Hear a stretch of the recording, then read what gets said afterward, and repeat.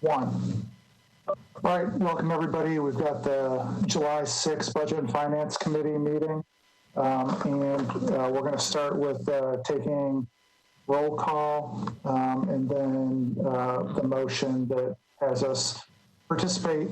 So let's have committee members who are present raise your WebEx hand so we can get a look at that.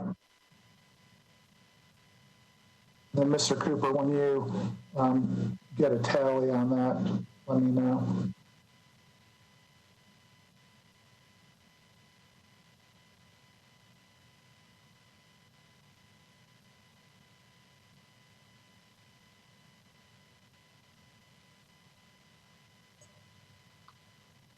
Okay, Mr. Chair, I have present Mendez, Allen, Benedict, Gruffle, Roten, Sledge, Suara, Syracuse.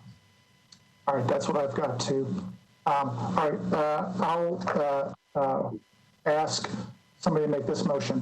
Pursuant to Governor Lee's Executive Order number 16 regarding electronic meetings as extended by Executive Orders number 34 and 51, I make a motion that this committee meeting agenda constitutes essential business of the Metropolitan government and that meeting electronically is necessary to protect the health, safety, and welfare of Tennesseans in light of the COVID-19 outbreak.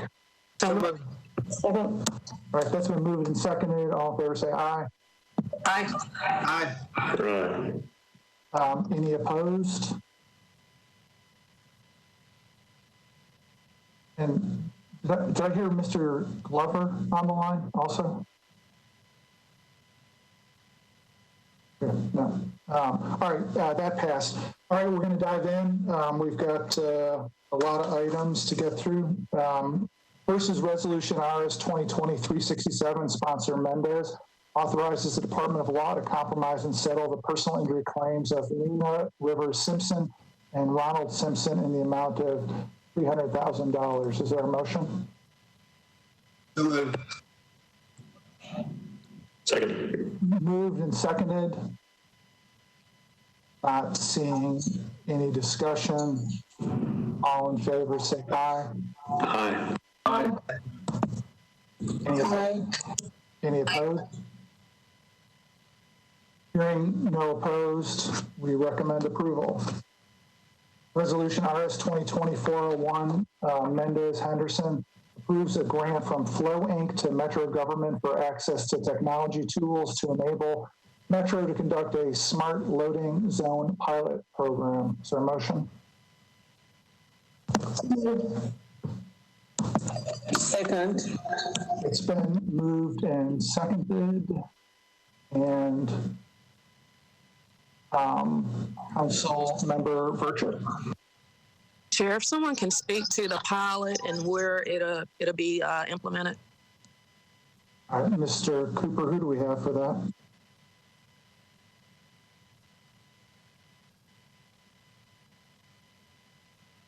Sorry, I'm going back and forth from screen to screen. Hold on a second.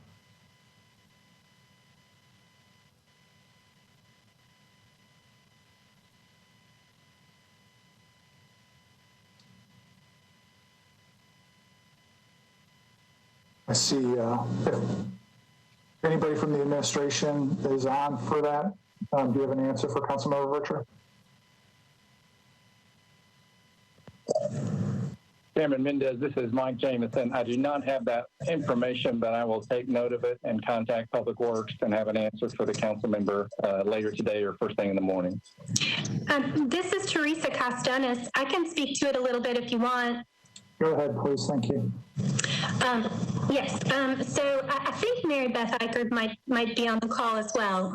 If she is, I'll defer to her a little bit. But this is an agreement that is a grant agreement. Flow or Cord, as they're better known, will kind of coordinate digital curb management services for various municipal governments. And they ran a contest and to do a pilot and chose Metro as one of the winners, I guess. And because they are not charging us for the services that they are providing, we did this as a grant agreement.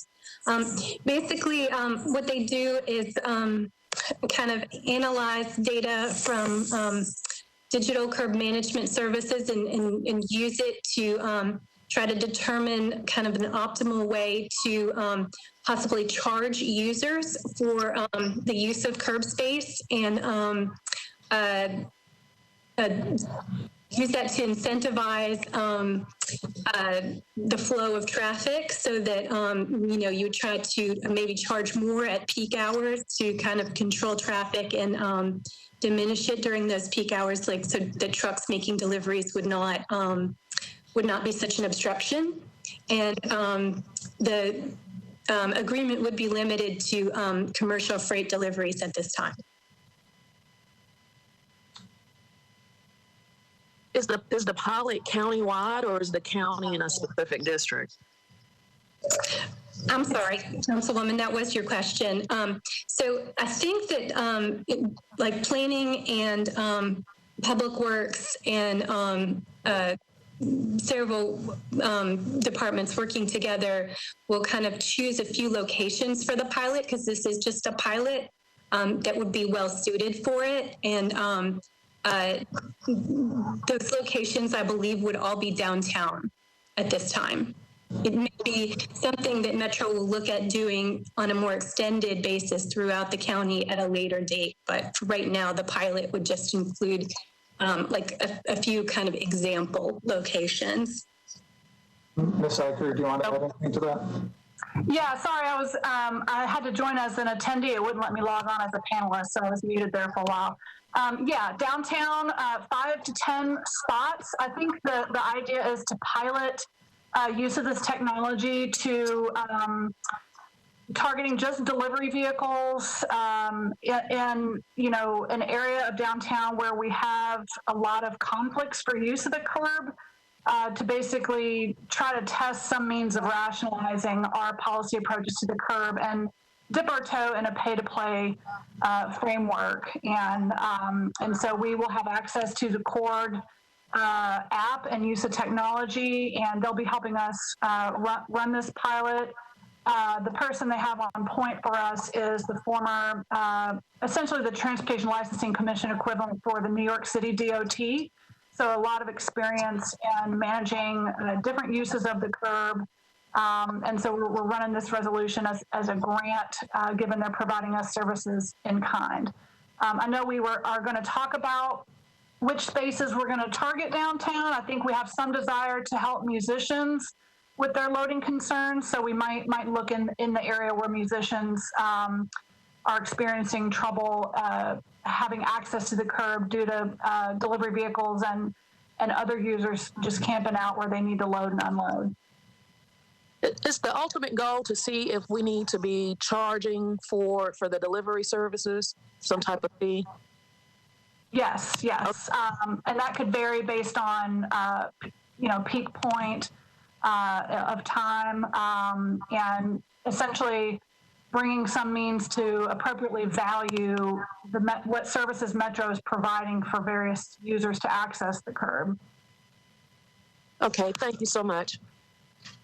Yes, ma'am. Thank you, Councilmember.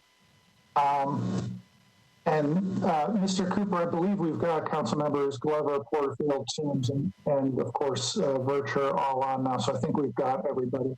Yeah, and Porterfield, yes. All right. All right, so we are on Resolution RS 2020-401. It looks like there's nobody else in the queue. Ms. Castanis, maybe you can take your hand down there.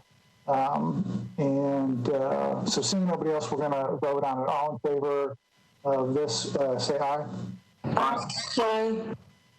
Anybody opposed? Hearing none, we recommend approval. RS 2020-402, Meadows, Hurt, and others approves a grant between Metro Government and the Equity Alliance to provide a community needs assessment related to federal coronavirus relief funding. Is there a motion? So moved. Second. All right, that's been moved and seconded. And I believe there's an amendment. If somebody could move the amendment. Moved. Thanks. The amendment's been moved and seconded, and it just swaps out the form of the agreement for the signed version. There wasn't any substantive change. It just added the signed version. Mr. Jameson, is that right? Councilman Mendez, I owe you a slight apology. There was a single clause tweaked by Margaret Darby. The standard clause prohibited reliance on any subcontractors. The Equity Alliance anticipates that there might be a subcontractor possibility in this case. They don't know of any yet, but just did not want to be precluded from that. So Margaret Darby had made that slight change, and I was unaware until earlier today, Friday. All right, you heard what Mr. Jameson had to say about the amendment. Councilmember Vercher? Thank you, Chair. I know I brought forward just briefly when we was having the conversation as it related to the COVID dollars. And at that time, I asked for what the plan would be, because I know the technicalities when we're dealing with contracts, depending on the type of service, it has these various provisions. And we always want to make sure when we are collaborating with our local agencies that they can actually have the capacity to do work that we are requesting them to do. In our packet, I didn't see the plan, so I don't know if that was officially or formally submitted. I know when I had requested it, it was just a lot going on that day during. Councilmember Allen, I think your keyboard might be. And Chair, I asked that question in the beginning so we wouldn't be on this call with a technicality as it relates to the Equity Alliance contract. Right. And so, Mr. Jameson, I know the contract was included in the amendments package, and Councilmember Vercher did ask about this last time. Any thoughts about that? So the previous resolution that the council adopted allocated $500,000 to the Equity Alliance. This specific contract secures that agreement with Equity Alliance and specifies exactly the nature of their outreach to the community, including door-to-door solicitation, phone solicitation, mail, radio, peer-to-peer texting, some broadcast availability as well, and that is itemized in the contract and in your analysis. Mr. Jameson, do we have the actual plan? The broader plan for the CARES Act allocation funding, the full 121? No, just for this part, the community, the assessment part. Nothing beyond what the contract, but the contract specifies, it's an 11-page, fairly detailed allocation of how they'll be going about the use of the $500,000. So with Margaret, will they be allowed to subcontract or not? With the amendment, they would be allowed to subcontract if they determine that to be essential. They have not yet determined that to be essential, but wanted to retain that option if necessary. Okay, thank you so much, Mr. Jameson. Sure. Thank you, Councilmember. So we're on the amendment, to add the amendment, and there's no other hands up. All in favor of adding the amendment, say aye. Aye. Aye. Any opposed or abstaining? Hearing none, the amendment is added. If somebody could move the resolution as amended, please. It's amended. It's been moved and seconded. I'm not seeing anybody else in the queue. All in favor, say aye. Aye. Aye. Aye. Any opposed? Hearing none, we recommend for approval as amended. Next is Resolution RS 2024-03. Mendez, Welsh, and others approves a grant the Tennessee Administrative Office of the Courts to Metro Government for interpretation and translation services for court hearings in the Davidson County trial courts. Is there a motion? So moved. Moved and seconded. Seeing no discussion, all in favor say aye. Aye. Aye. Aye. Any opposed or abstaining? Hearing none, we recommend approval. RS 2020-404, Mendez and Suara approves an adult drug court and veterans treatment court discretionary program grant from the U.S. Department of Justice to General Sessions Court to provide access to or enhance treatment capacity or other critical support services. Our motion. So moved. Second. Been moved. There's a second. Seeing no discussion. All in favor say aye. Aye.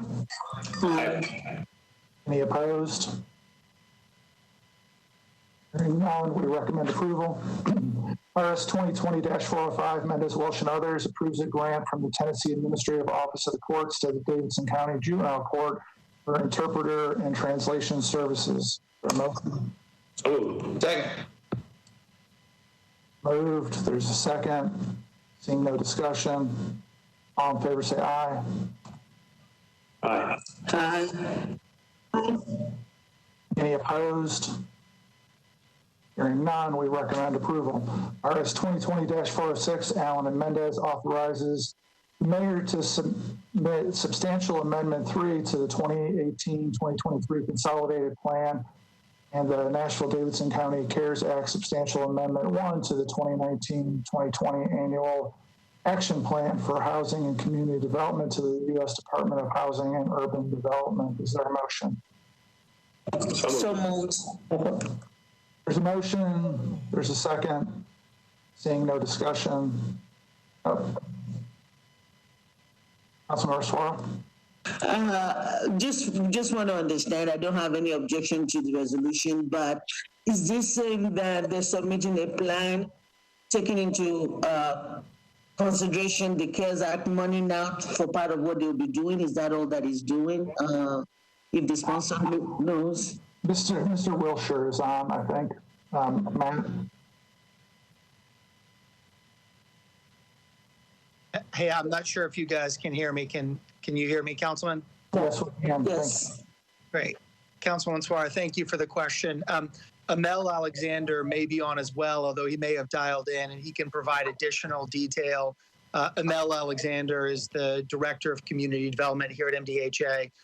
But in summary, this bill relates to our annual plan, which has to be amended to allow for the expenditure of the CARES Act funds. So through the first tranche of CARES Act funding, MDHA has received approximately $3.1 million of CDBG funding, which is being allocated to provide rent and mortgage assistance to low-income individuals.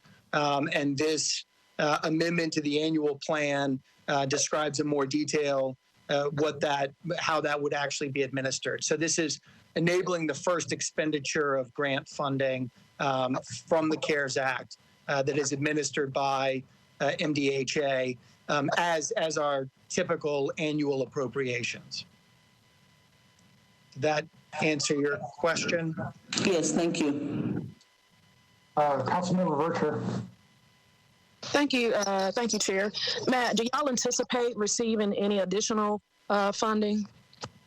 We do. So MDHA has already been notified that we've received approximately $8.4 million of ESG funding, Emergency Solutions Grant, which is dedicated to individuals experiencing homelessness or to services that are afforded to individuals experiencing homelessness.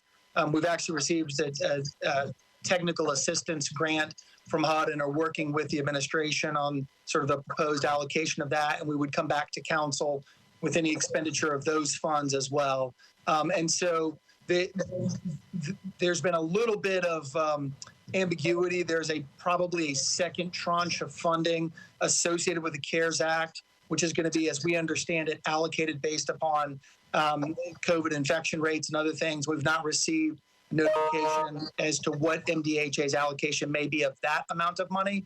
But the short version of the answer to your question, this is an initial tranche of CARES funding, and there likely will be some additional dollars, but we've not received notification of those yet. Okay, thank you so much. You're welcome. Thank you. Thanks, Councilmember. Thanks, Mr. Wiltshire.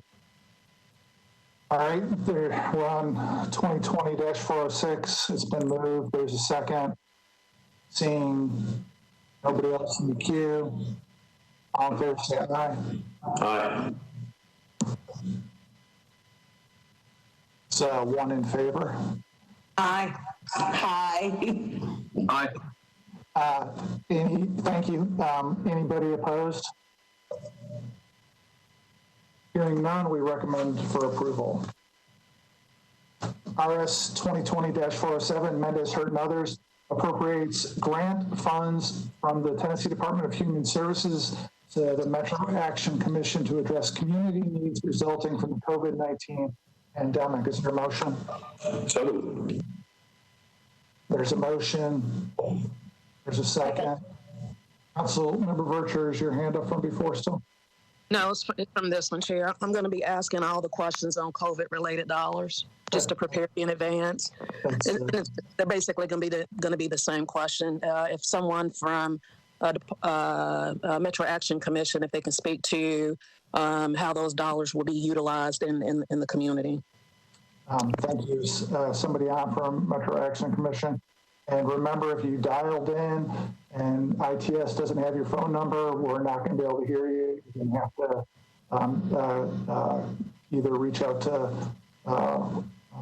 ITS to get added or dial in through WebEx video. So is anybody on from MAC?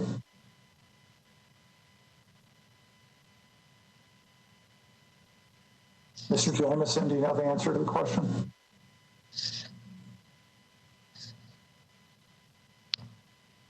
I do not, Councilman. I will contact the MAC as we're speaking now and see if I can get someone on.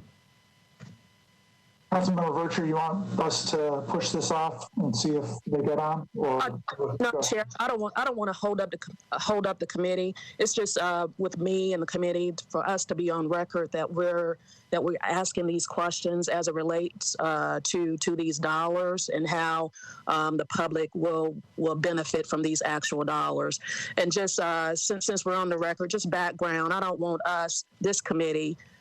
For anyone to come back and be able to say that these dollars were not making it to the community and was not helping those that these dollars are intended to help. So that's the rationale behind the line of questioning, not picking on any particular organization. It's about us as the Budget and Finance Committee being accountable to the public. Thank you, Chair. Well, I appreciate that very much. With that, Mr. Jamison, do you think you could get us a written answer before the meeting tomorrow? And if you need Councilmember Vercher to repeat her questions, I'm sure she'd be happy to. I do, Chair. I'll get on that. All right, thank you. Thank you so much, Chair, for being so gracious. Thank you, Councilmember. All right, we're on RS 2020-407. There's a motion and a second. Nobody else in the queue. All in favor, say aye. Aye. Any opposed?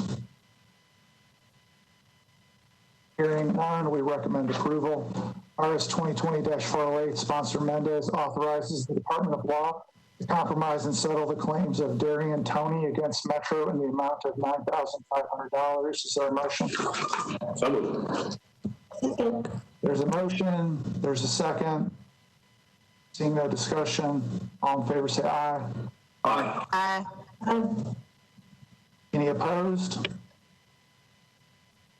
Hearing none, we recommend approval.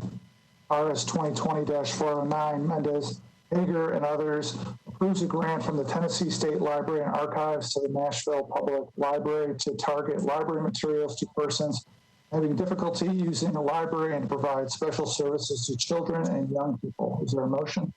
So moved. There's a motion. There's a second. Councilmember Vercher. Thank you, Chair. Same question. If someone from the library can talk about the plan and how it's going to benefit the community, and if it's for all locations. Anybody from the library on?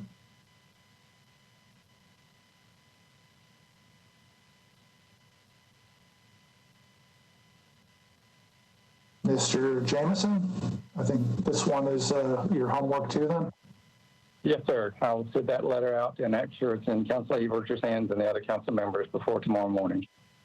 All right, and especially like the last part about the question about whether all libraries or not. Okay, Councilmember Vercher, I'm sorry we're not being able to be more responsive to you.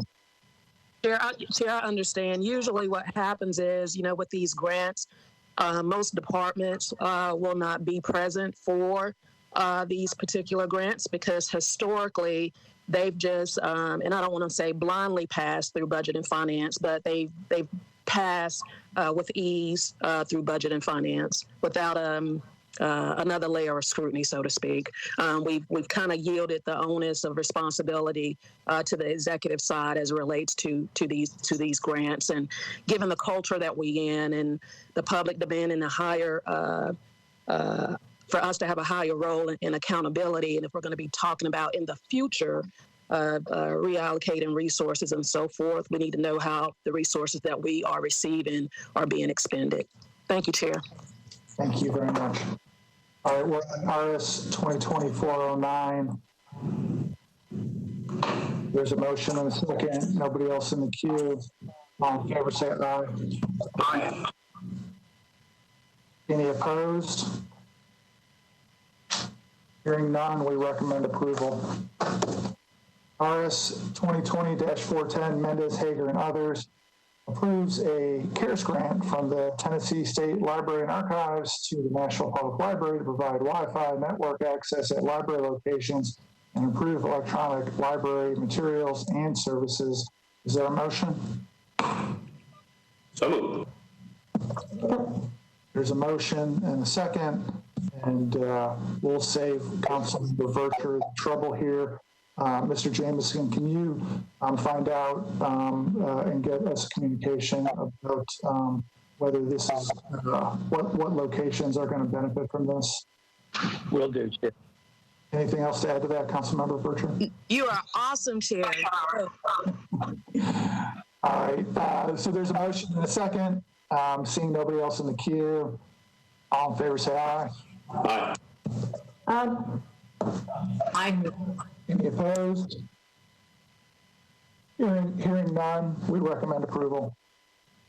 Resolution RS 2020-411, sponsor Mendez, authorizes the Metro Department of Law to compromise and settle the personal injury claims of Ryan Balliter, Kathleen, Kylie, and Quinlan, and Jewel Brunette for a combined amount of $183,500. Is there a motion? So moved. There's a motion and a second. Seeing no discussion, all in favor say aye. Aye. Aye. Any opposed? Hearing none, we recommend approval. RS 2020-412, Mendez, Pulley, and others approves a donation of 15,000 N95 masks for use by first responders and healthcare workers during the coronavirus pandemic from Home Depot to the Metro Office of Emergency Management for the use and benefit of Metro government departments. Is there a motion? So moved. Second. There's a motion and a second.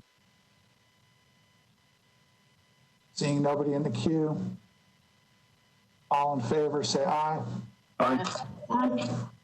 Aye. Hearing none, we recommend approval. RS 2020-413, Mendez, Pulley, approves an application for a hazardous materials emergency preparedness grant from the Tennessee Emergency Management Agency to Metro government. Is there a motion? So moved. We've got a motion and a second. And seeing nobody in the queue, all in favor say aye. Aye. Aye. Any opposed? Hearing none, we recommend approval. RS 2020-414, sponsor Mendez, authorizes the Department of Law to compromise and settle the claims of Ms. Ensley and Ms. Perry against Metro government in the amount of $20,000. Is there a motion? So moved. Second. There's a motion and a second. Seeing no discussion, all in favor say aye. Aye. Any opposed? Hearing none, we recommend approval. Resolution RS 2020-415, Mendez Pulley Hancock approves a covered draw forensic science improvement grant from the Tennessee Office of Criminal Justice Programs to the Metro Nashville Police Department. Is there a motion? So moved. There's a second. Seeing no discussion, all in favor say aye. Aye. Any opposed? Hearing none, we recommend approval. RS 2020-417, Mendez, Hurt, and others approves a grant from the Greater Nashville Regional Council to the Metro Social Services Commission to provide meals that meet RDA nutritional guidelines and transportation services eligible seniors and handicapped residents. Is there a motion? Second. There's a motion, there's a second. Seeing no discussion, all in favor say aye. Aye. Any opposed? Hearing none, we recommend approval. Resolution RS 2020-418, Mendez, Hurt, and others approves a contract for services between the Metro Board of Health and Neighborhood Health, Inc. to provide homeless individuals with medical services at 2 or more clinics in or near downtown Nashville. Is there a motion? Second. There's a motion, there's a second. Seeing no discussion, Councilmember Suara? I'll have to be recorded as abstaining from this vote. Yes, ma'am. Got a motion and a second. Seeing no discussion, we've got one abstention from Councilmember Suara. All in favor, say aye. Aye. And is anybody opposed? Hearing none, we'll recommend for approval with the one abstention. Next, RS 2020-419, Mendez, Hurt, Welsh approves an amendment to a grant from the National Association of County and City Health Officials to the Metro Board of Health to participate in the Sexually Transmitted Infections Express Data Collaborative. Is there a motion? So moved. There's a motion, there's a second. Seeing no discussion, all in favor say aye. Aye. Any opposed? Hearing none, we recommend approval. Resolution RS 2020-420, Mendez, Hurt, and others approves an amendment to a grant from the U.S. Department of Health and Human Services to the Metro Board of Health to enhance access to a comprehensive continuum of high-quality, community-based care for individuals and families with HIV disease. Is there a motion? So moved. There's a motion. There's a second. Seeing no discussion, all in favor say aye. Aye. Any opposed? Hearing none, we recommend approval. RS 2020-421, Mendez, Hurt, and others approves a grant from the Tennessee Department of Health to the Metro Board of Health to provide HIV/AIDS core medical services and early intervention services. Motion? So moved. There's a motion, there's a second. For discussion, all in favor, say aye. Any opposed? Hearing none, we recommend approval.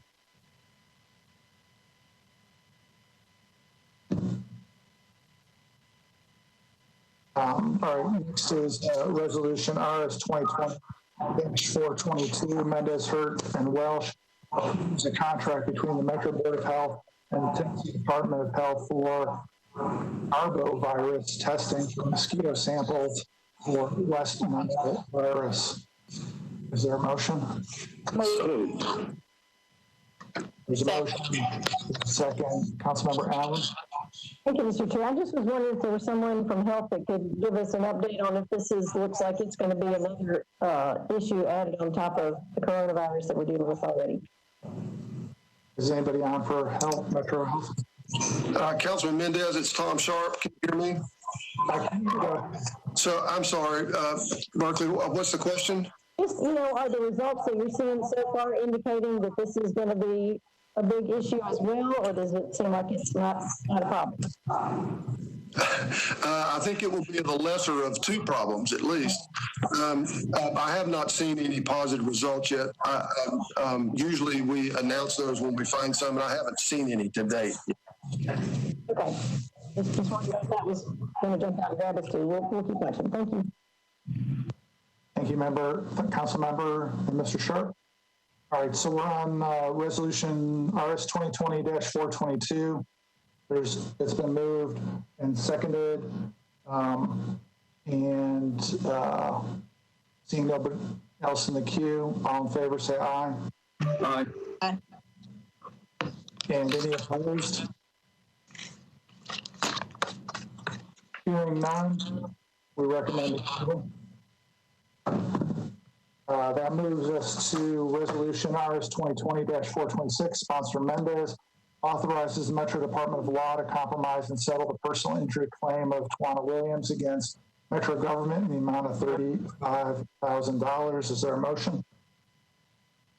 There's a motion. There's a second. Councilmember Allen, hand up from before. No, this is a question about this, and actually some of the other ones as well. When we have these settlements that are involving Metro employees driving Metro vehicles involved in a car accident, can we just have somebody give us an assurance that there is some refresher course on driver training, or how are these handled? I think we've got Ms. Wallstrom from Public Works on. I think she might be able to answer that. Councilmember Allen, can you hear me? Yes. Okay. We do have refresher courses. Everyone's required to take those every 3 years. If we feel that the driver made a desperate error, then we will have them take the refresher course early, but we also have various disciplinary actions that we take all the way up to suspension for several days. So it depends on if the drivers had accidents before, what kind of area they were in, what the accident was, and what the causes were. Okay, thank you. Thank you, Ms. Wallstrom. Councilmember Vercher? Thank you so much, Chair. Sharon, I know we've asked this before. I just can't recall. Are these noted in the employee's personnel file? Yes, ma'am, they are. Okay. All right. Thank you so much. Thank you, Councilmember. Thank you, Ms. Wallstrom. All right, we're on Resolution 2020-426.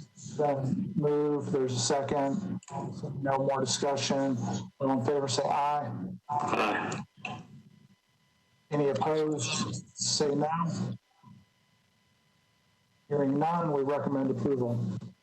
Next is Resolution RS 2020-428, Paul Gamble and others.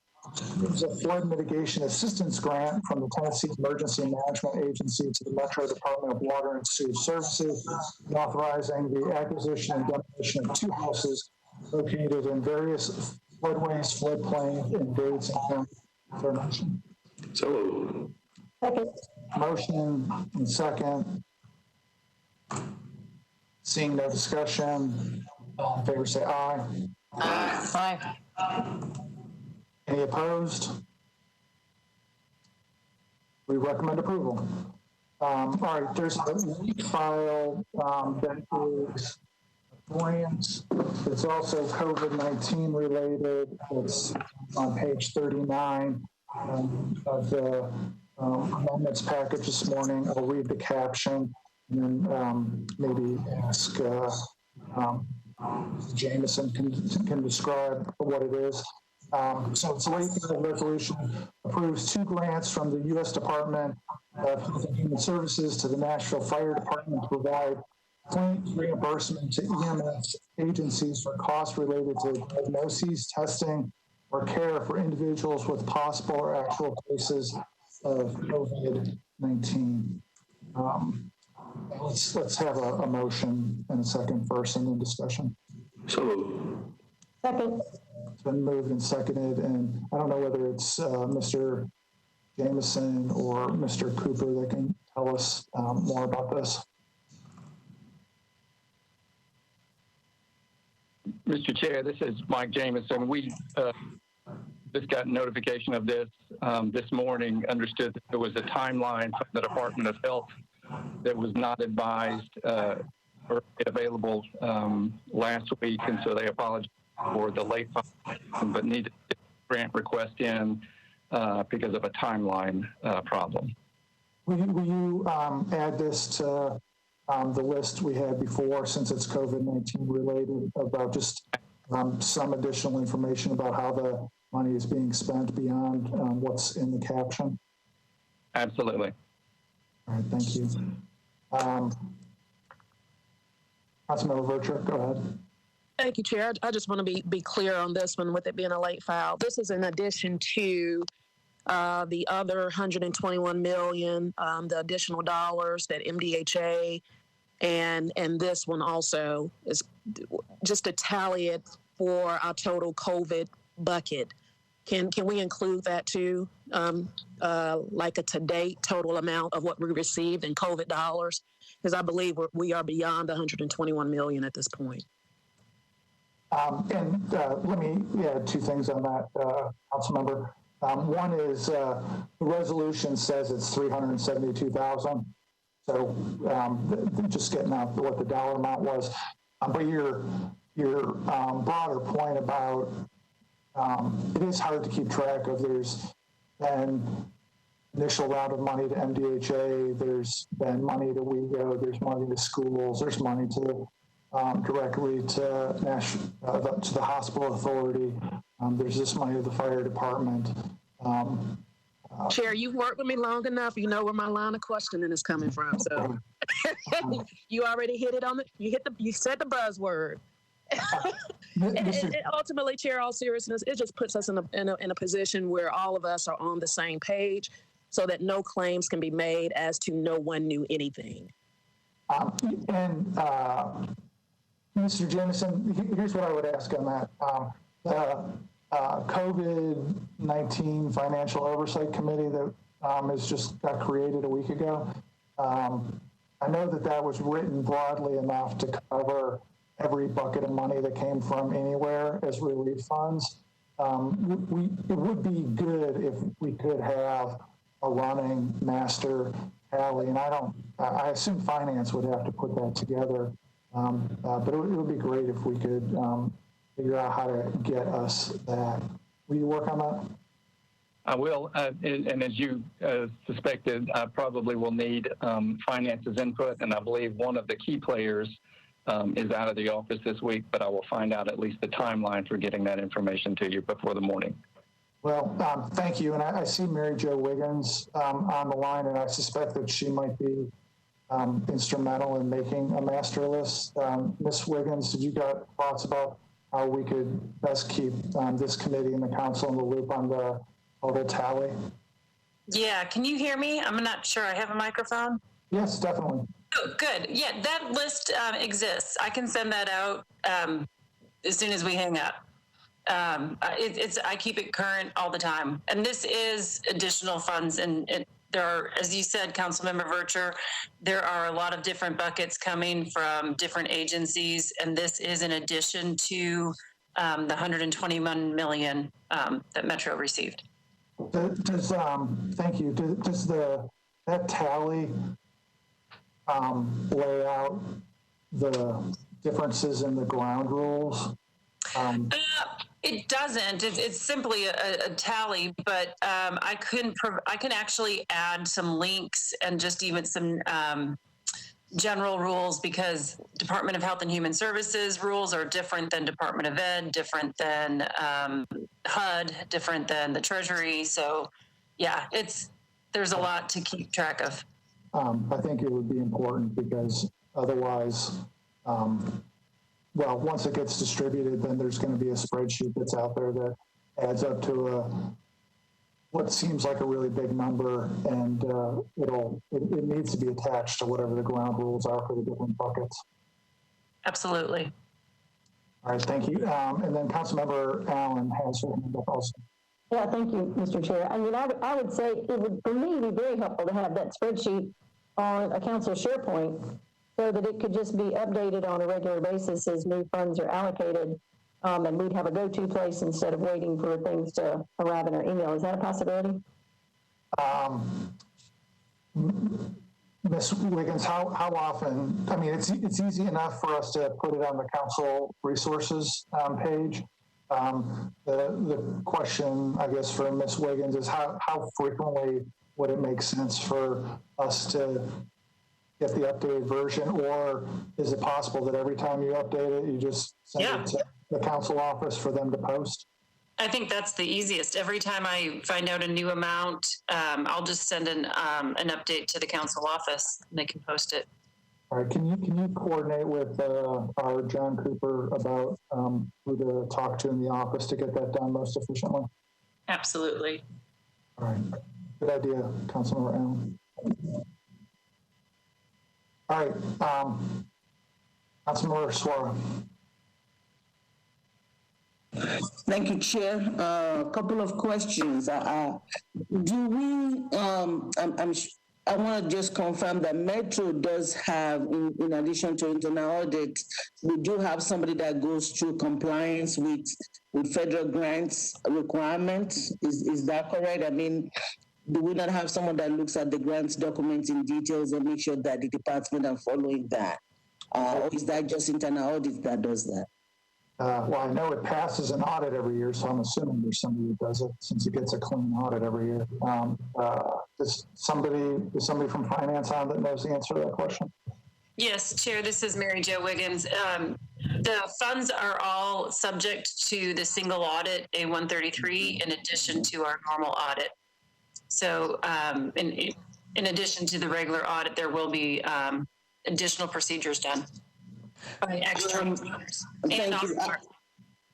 Thank you. I know that for a fact, but I wanted that to be on record so everybody knows that there is audit requirements on federal government grants. And so even if we don't have the list of what everything is doing at the point of the audit, that will be taken into consideration. But I do like the fact that we are getting a list of, I think our side will be on the equitable side rather than just general compliance. But the question that I have for you, Ms. Wiggins, is I'm looking at the financial amendment packet for this particular grant, and I'm reading that it says that this would be for expenses that have already gone through operating funds. It also has a language that says that it could be used for lost revenue.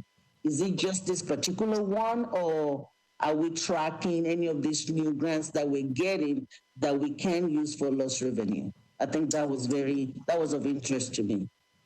It is. Thank you, Council Member. That's a great question.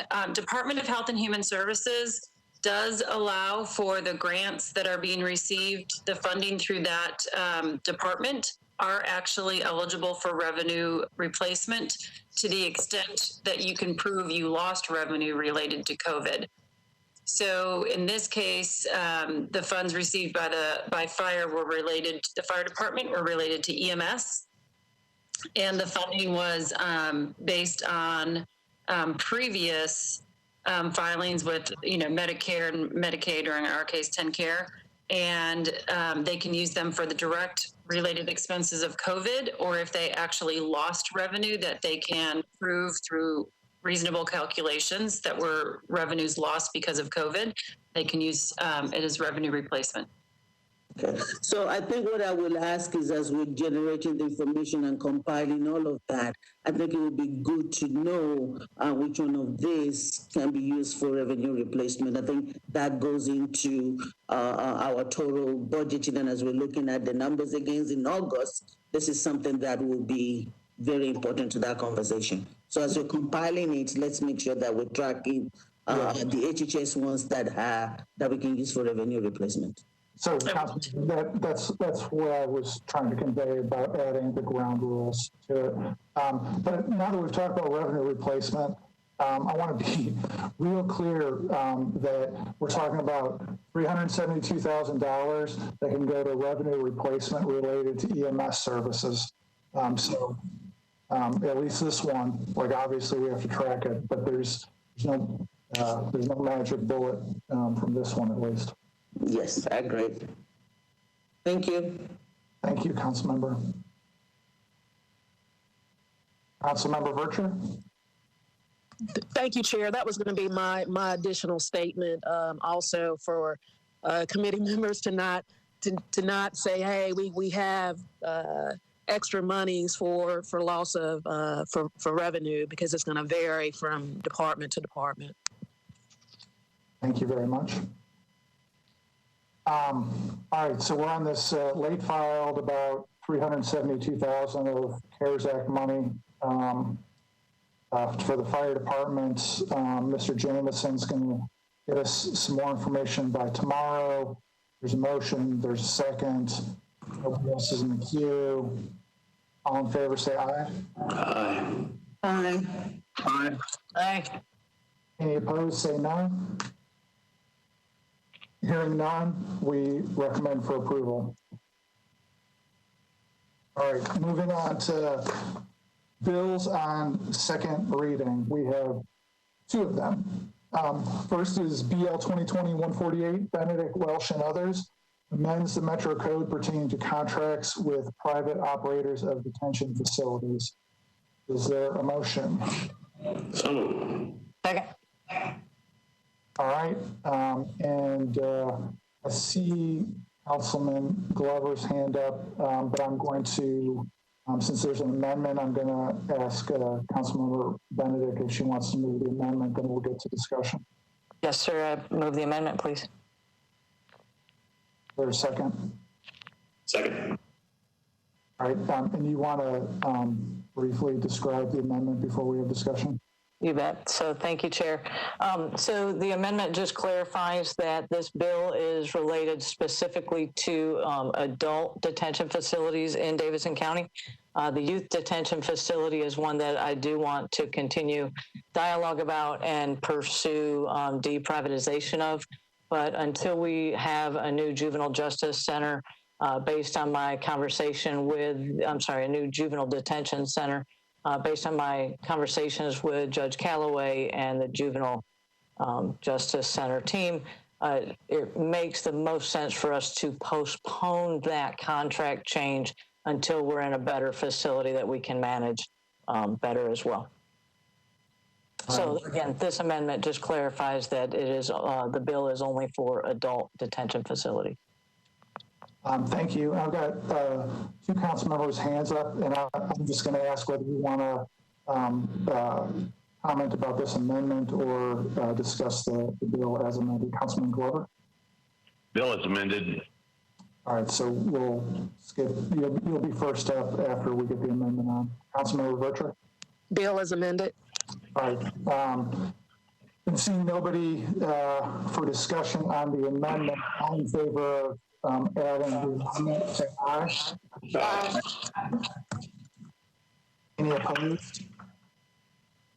All right, we've got the amendment on now. Councilmember Benedict, do you want to move it as amended? Yes, sir. Move as amended, please. Second. That's all right. We got a motion to approve this bill as amended, and we'll go to Councilmember Glover. So, all right. So, just talking about adults here, what to take it from where it is to what is recommended in this bill? What would be the cost to the taxpayers of Nashville to make that move? What would be the additional cost? All right. So, I'm going to thank you for that question. I'm going to make a comment and then ask either Mr. Cooper or Finance to comment on that. Our fiscal note in our amendments pack or in our analysis is the same as it was last December, where Finance declined to sign it, and we have a letter in the analysis package saying that this is not doable from a fiscal point of view. And I get it. I just, and actually, I wanted to hear if anything had changed. I read the package. I understand that. But I'm just trying to figure out why we keep pushing this. Yeah, I just wanted to say that for the video. Yeah. I don't know whether somebody from finance can comment on that, or we'll ask Mr. Cooper. Let's start with Mr. Cooper from our office, whether anything has changed about the fiscal note. So as far as specifics, I don't think we have any yet, but we do have more guidance than we had at the time the initial fiscal note was provided, and when the finance director refused to sign. We have learned that the sheriff's office would be entitled to reimbursement of its actual reasonable allowable costs if it operated the facility. There was some discussion when this was first up about whether we were limited to that $37 or $39 a day that the sheriff gets for county inmates, and we have confirmed even through the general counsel of the Department of Corrections that Metro would be entitled to the actual cost. Now, there are some startup costs that Sheriff Hall can speak to. I think he's on the call here. That would be in addition to those reimbursable costs. So is the sheriff on this meeting with us? It looks like he is. Sheriff Hall, can you go ahead? Can you hear me, guys? Yes, sir. Yes, sir. Sorry about that. Well, thank you. Let's see. So in our assessment that we conducted for Councilmember O'Connell, a couple of years ago now, that number was in the $4 million range, maybe $5 total if you round up and do some other things by then. That's a one-time cost. That would be to go out there and basically purchase the items that the present operator has purchased that you would need to keep the building going. And so, we clearly could get our hands around those real dollars if it's, here in a few weeks or so. I don't, Councilmember Benedict and I talked earlier this afternoon. There's been a development this afternoon that I think is worthy of note and is of concern of mine. Several of us received a letter. I know the chair received it. I'm not, and I know the mayor and council members and some others received it from Core Civic.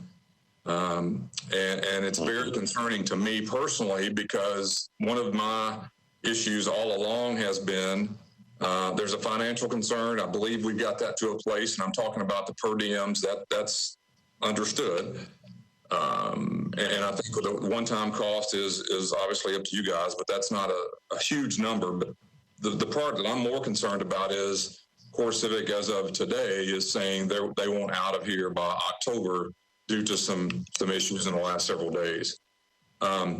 So that's very concerning. That happened to me at 3:00. I need to get my handle around that whole situation. This was, I had sent something to Councilmember O'Connell and Benedict earlier last week or whatever. If those two things could be met, then we could clearly take on the responsibility in July of 2022. I think Core Civic is of the opinion that they want out long before that, and that puts us it puts me operationally in a difficult situation. So that's as much as I know as we sit here. So, Chair, if I may, I'd like to ask the sheriff one more question, if I may, please, sir. Go ahead. Would we be better off to defer this for one meeting, Sheriff? That way you're able to get answers, because you ultimately will be the executive who's having to run all of this and do everything with it. Would that be beneficial to you? And if it's not, that's fine. But if it would be beneficial, and 2 weeks could help you help make a difference, because I'll move for a deferral if you think it would be beneficial.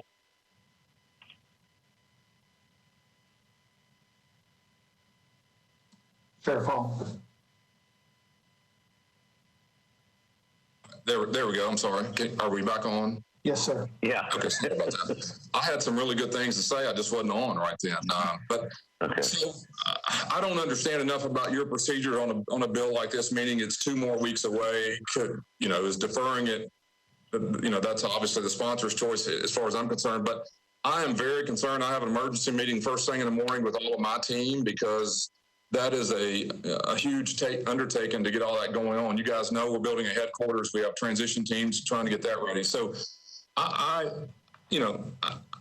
don't know if 2 weeks when when does the third reading occur? And could we accomplish that waiting on third reading? Maybe so. That's up to you guys. I'm concerned about the timing because of what Core Civic has said this afternoon. Okay. Well, from my standpoint, I mean, I'm not going to support this the way it is right now.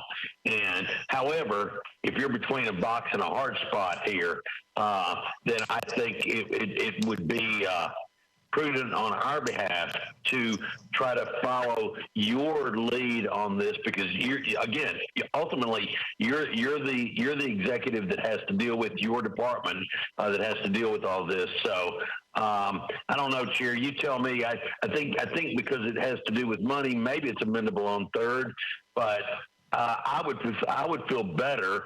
And I'm trying to determine if I make the motion to defer, so maybe Mr. Cooper can answer the question, is it amendable on third? Or if it is not, then I'll move to either defer for 1 or 2 meetings to give the sheriff the time that he needs to be able to come back and talk with us in a more intelligent manner. Not saying you're not speaking intelligently now, Sheriff, but obviously you got a lot of things dumped on you today you weren't ready for. Let's hear from Mr. Cooper, and then I have a thought on that also, Councilman. All right, thank you. Thank you, Chair. It would be amendable on third only with a suspension of the rules, which requires fewer than 2 objections. Thank you, Mr. Cooper. Feel safer. My own sense of it, Mr. Glover, is that we should hear out other questions for the other 4 or 5 people that have their hands up, but that I personally, with it not being able to be amended without a suspension on third, would rather see it deferred to answer some questions. It's literally some new information that the fiscal note still says something other than what we're hearing today. So I would recommend go ahead. So then with that, Chair, if someone else makes the deferral motion, that'll be fine. If no one else does, I would ask you come back to me. That way everyone else will be able to ask their questions, and then I will ask for deferral after everyone has asked the questions they already had planned on asking. Thank you, Chair. All right, thank you. Councilman Virtue is next.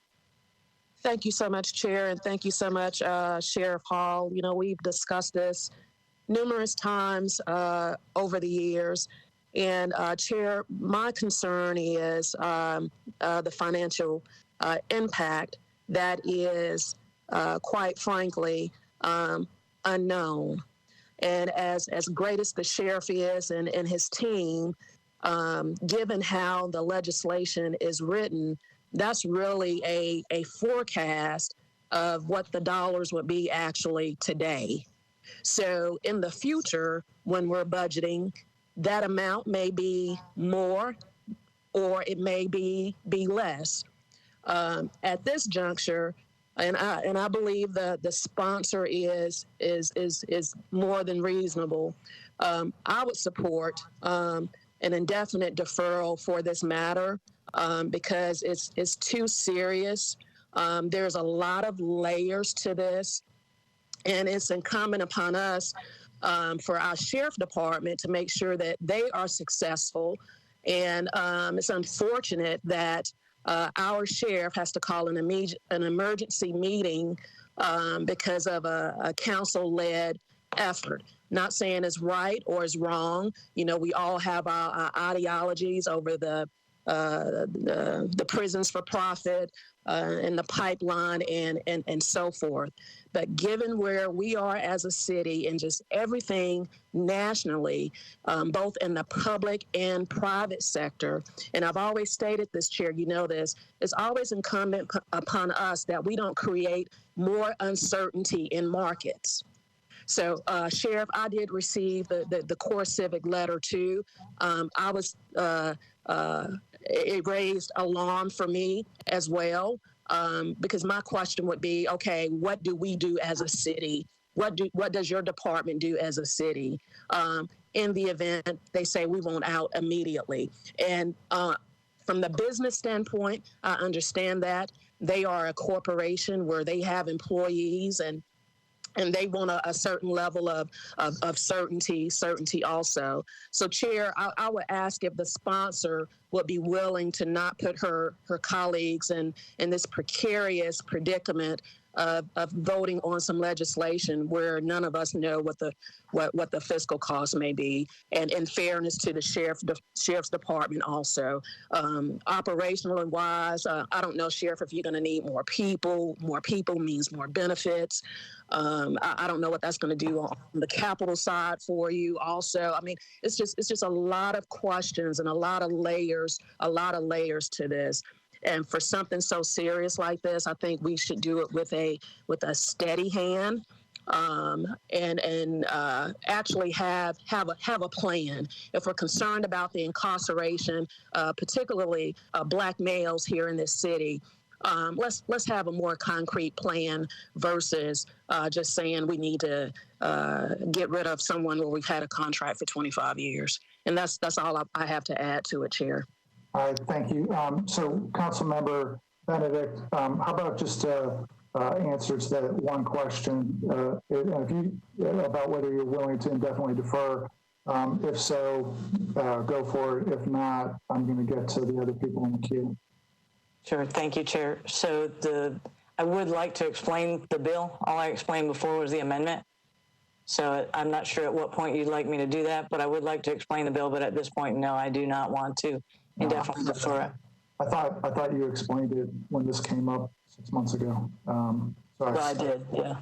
Things have changed, so. I've got you a little bit further down in the queue, so I'll get to you. I just wrote down the order that they came up. You're going to be after Councilmember Suara then. Councilmember Suara, you're next. Thank you, Chair. I want to make sure that we're not muddling things, and I don't want us to just play around with words. The financial data that we had that resulted in the fiscal note that we had was based on the assumption that the state would not be reimbursing fully. So to now say we don't have the data and all of that, some of the what we just said is not correct. I think the number is changed seriously, and Director Cooper just said that he had confirmation from the state that we will get that full reimbursement. So just a question of updating the fiscal note.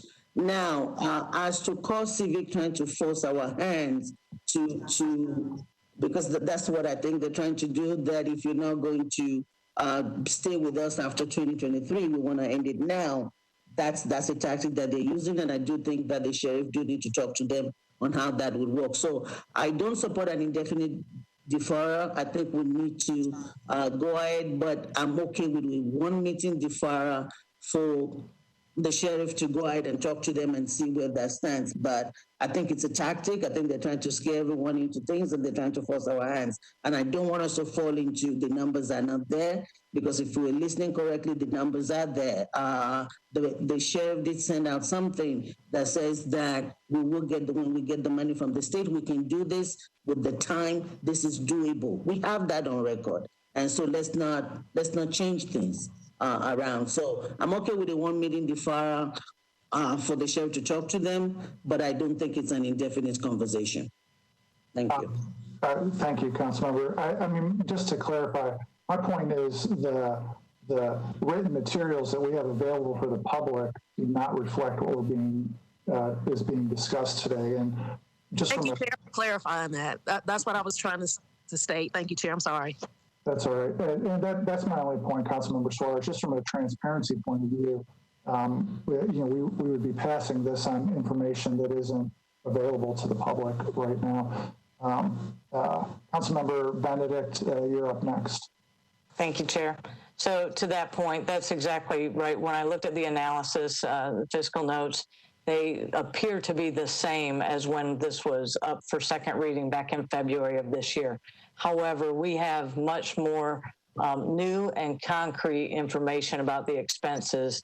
I know that back in February, we did not have support because there were too many unknowns. Those unknowns have now been discovered.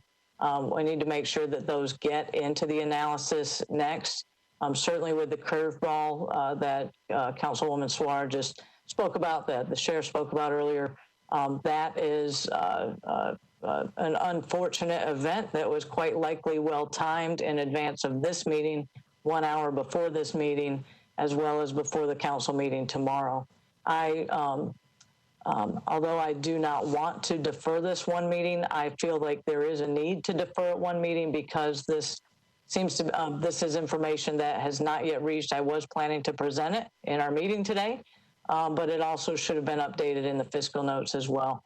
So I do want to, I guess if we're going to defer it, I have some other clarification points, but I'll just plan to get that out in a letter that can be released to the public and to the remainder of the council members who are not on the call today, and more explanation for those in committee as well.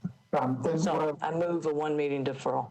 If you don't mind, let me get through the rest of the queue just so people can get their questions out on the table, and then I'll come back to you for that motion. Okay, thank you. Thanks. Councilmember Roden. Thank you, Mr. Chair. I think I just had 2 points I wanted to make. I think I'm in agreement with Council Members Glover and Vercher on the need to defer this until we get more information. I'd like to be able to have a conversation with Sheriff Hall to make sure he is comfortable with what we're doing moving forward. The other issue I have is the notification that we received a letter from them today. I've received hundreds of emails today, and I have not had a chance to go through all of them to find it. I'm sure it's in there somewhere, but I'd like to see that letter before I make any determinations on what's going on. So that's all I really had to say. Thank you, Chair. You know, on that letter, it looks like they copied a couple of council members, the sponsor and me as budget and finance. Chair, I'm just going to, as I'm sitting here, get forward to all council members. So it's in y'all's inbox now. All right. Thank you, Mr. Roten.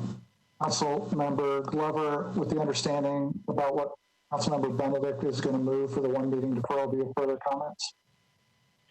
The only thing I would ask is, if I may, I'd like to come back to the sheriff just one more time and ask him, I mean, does a one meeting deferral give him sufficient time to deal with the things that he may or may not have to deal with? I realize this is fresh information, and Councilman Roten, thank you, because I just went to look at it again. I couldn't find it either. So I really would like to hear, because ultimately he is the chief executive officer for our city that will have to deal with all of these issues. So if I could, before I say yes, I'm in agreement of the one meeting, Chair, I'd just like to hear from him on what his thoughts are on this process. Sure. Sheriff Hall, are you still on? There we go. Can you hear me? Yes, sir. Sorry about that. Yes, I'm at my temporary home at the Memorial Hospital in Madison, so just I'm not all super sophisticated here. To be honest with you, anything would help. And what I mean by that is, at 3 o'clock today, everything I've set up at this point kind of went on hold, because my reputation in this organization matters a lot to me. And what I mean by that is, we have planned out opening the facility across the street. We've planned out opening, and Councilmember Benedict was very gracious in accepting that as a condition, several months ago, because I needed to get those other things done. At 3 o'clock this afternoon, and again, I read the letter too, but the point is, there's a lot of things that have happened in the last week. Some we can't control at all, and timing and issues. And so I need some time to sleep on it and to be able to commit to you guys. What will it take us to get our hands around it? For example, let me just give you an example of what this means. If you take their letter as the word here, which clearly they mean they would be out in October.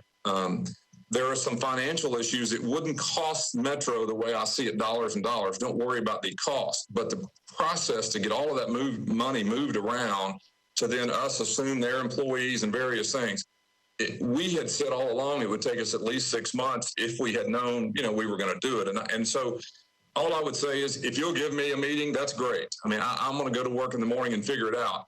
I'm not saying that in 2 weeks I'm going to be ready to go. I can just be much better prepared than I am right now. This has reshaped the way my job operates, and I want to, like I said, I sent something out to council members O'Connell and Benedict earlier this week and said, because of these two factors, we'll be ready to go. One of those was cost. That's addressed. The issue I'm really concerned about is timing is critical, and that has some financial involved. Just how do we get our hands around it? So a long answer to say anything would help. I would be a nervous wreck to say I would support anything today, because I just learned something dramatic 2 hours ago. Okay. So Chair, I'm sorry, I'm going to expand the question to also to Mr. Cooper. If this was deferred indefinitely, it can be brought up at any point and could be back on the next agenda if the sheriff was comfortable saying, all right, yes, I'm ready. What would be the deadline of when the sponsor would have to give notice to the clerk on that, Mr. Cooper? It would be noon on the Tuesday that is the week before the Tuesday council meeting. So 7 days in advance. Okay. So then I think it was Council Lady Virtue who had said an indefinite deferral. What I don't want to do, Chair, and if the committee disagrees with me, that's okay. What I don't want to do is put the sheriff behind a bigger 8-ball here where he's really pinched. If we do an indefinite deferral, I mean, ultimately, if this is what he's going to have to do, then we're going to all have to work together collectively as a team to help and be a part of this thing. So I think right now we really have to rely on the expertise of the sheriff's department, of the sheriff himself. I've known the man for a long, long time, and he's a man of integrity. I have no doubt in my mind he'll lose sleep tonight over everything that's happening. And so, therefore, Chair, I mean, however you want to do it, whether it's Council Lady Virtue or myself or the sponsor, I think an indefinite deferral makes more sense at this particular time. If you want to make a motion, go for it. All right, I'm gonna move to defer indefinitely. Is there a second for that? I'll second. All right. And I had a few people with their hands up. Otherwise, I'll go to Council Member Virtue. I know you've already spoken to this, but your hand is still up. And I think you were next. Thank you, Chair. If I can go back to Sheriff Hall, if he can just, because this is a public meeting and for the public that may be watching, if he could just take the opportunity to educate the public that in collaboration with that the operator is actually, I'm trying to get the terminology, Sheriff, that the incarceration of those as it pertains to the operator in the facilities. If that makes sense for you, Sheriff. I'm just asking for the demographics so the public can be informed. Are we incarcerating more Black males, more Black females, more Latinos? I don't know if you have that readily available. Didn't want to catch you off guard either, too, Sheriff. Well, I don't have it in front of me, but I do have a good memory on these types of things, so I'll do my best. If you'll let me ignore some COVID stuff that's going on, just because that's thrown some different stuff in, but I think your question is a valid one as it relates to overall. Basically, in Nashville, Tennessee, on a regular day, there are approximately 50% white arrested people in our community, and it gets very complicated to understand when you get beyond white and, let's say, African American or Black, and then other and obviously different demographics. But what I would want you to know, in our jail system today, the predominant 60% of those people are African American males. Here's what I was trying to say: the arrest data is different than the housing data, because upon being arrested, The very next day, there's bond and programs and so forth. And historically or typically in most cities, including Nashville, a lot of those programs, bond, cash bail, had typically favored the white arrestee. I'm just being candid with you. A lot of bail reform, a lot of programs in the country are moving that number, I think, in a much better direction. But if you ask me what is the percentage today, it is predominantly African-American males in both our facility and the core civic facility today, which is housing convicted felons. The gender breakdown is about 80-20 male to female, and the race is virtually the same there as male. So 80-20 male to female, about 60%, that's 58%, let's say today on African Americans in the system that we incarcerate. Thank you so much, Sheriff Hall. Chair, I would ask if committee members can support the indefinite deferral in the spirit of collaboration in the data and the communication received today.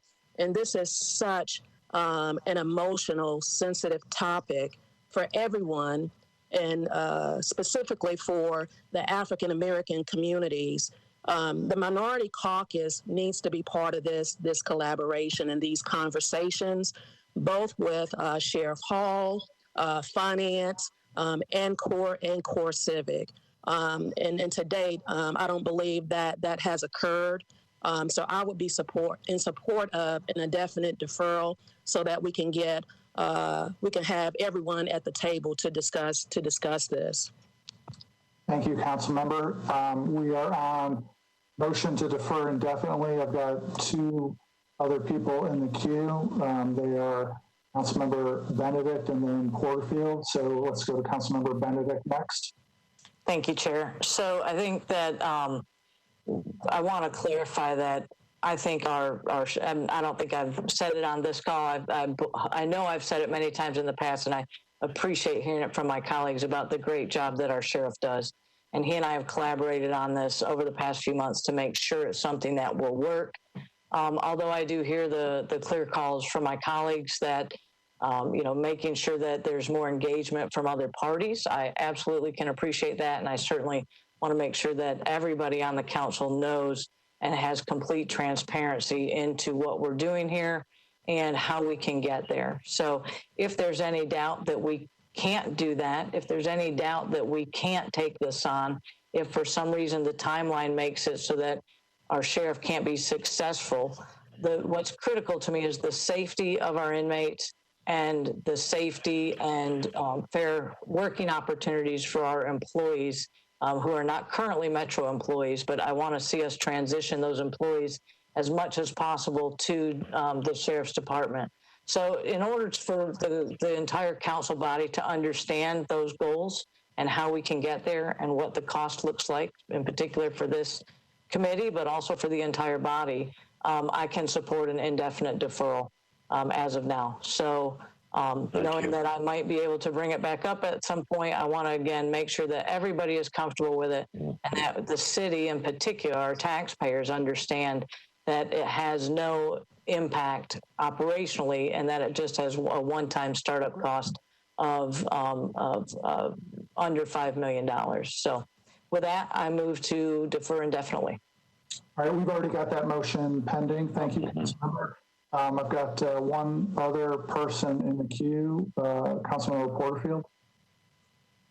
Thank you so much, Chair. If I could be allowed to ask this question, it is not directly related to the indefinite deferral. I had my hand up before the motion was made, but it is a question about the letter that we were just sent. Do I have the opportunity to ask it at this time?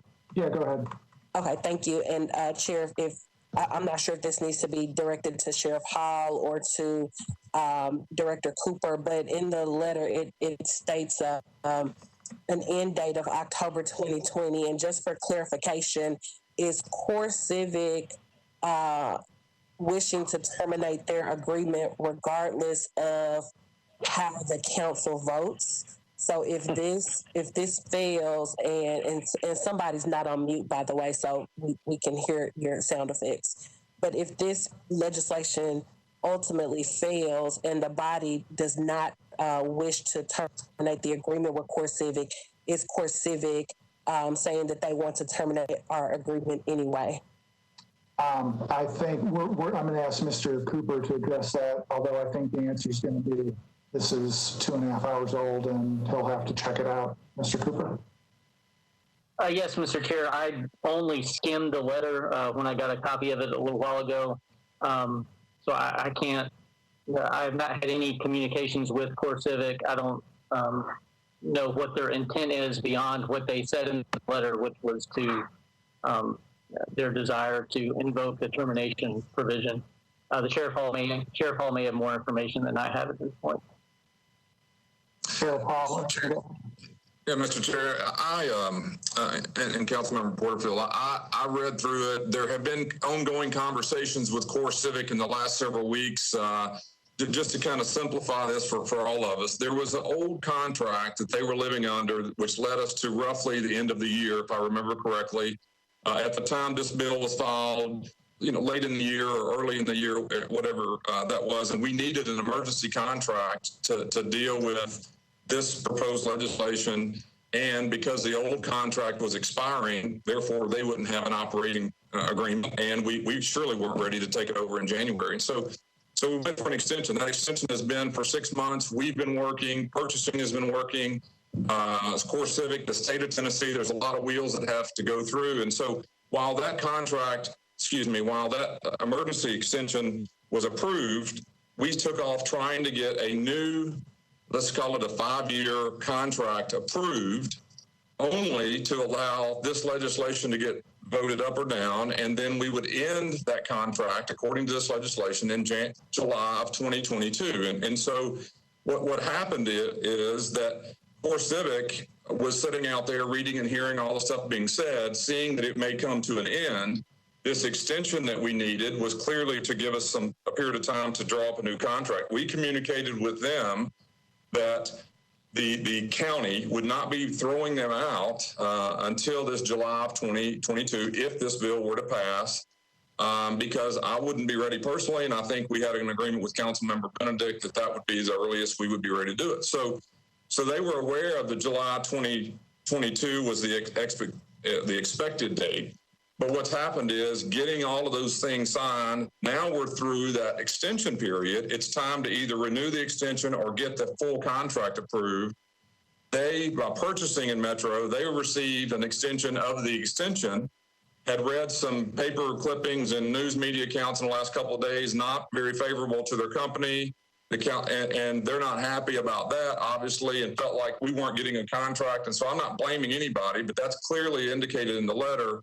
And so what they're saying is the extension that we are asking for right now, plus 90 days, and they want out. I haven't spoken to them since this all happened, but I read the letter in detail, and quite clearly, they're frustrated thinking that there's not a longer term July 2022 approved, and they're asked now to sign another extension without any certainties. I'm not defending them, but it's clear in the letter that they feel like the last several days' reputation and everything else has been at risk, and that's all I know. Thank you, Sheriff. Anything else, Councilmember Porterfield? No, thank you. All right. I think that was a good summary for us to end on. There's nobody else in the queue. We've got a pending motion to defer indefinitely made by Councilman Deliver. There's been a second for that. All in favor of the motion to defer indefinitely, say aye. Aye. Aye. Aye. Any opposed to the motion to defer indefinitely? Hearing none, the committee recommends to defer indefinitely. All right, one more item on the agenda. Thank you, everybody, for that discussion. Bill BL 2020-325, Withers, Mendez, others, approves a lease agreement between Metro government and the Episcopal School of Nashville. Is there a motion? There's a motion. There's a second. Seeing no discussion in the queue, all in favor say aye. Aye. Aye. Any opposed? Hearing none, we recommend approval. Now the next committee meeting is going to use this WebEx meeting, so don't sign off anybody. But this ends the Budget and Finance Committee meeting. I believe it's affordable housing is next, so I'll hand it over to Councilmember Allen, and you may need to do the countdown for MNN.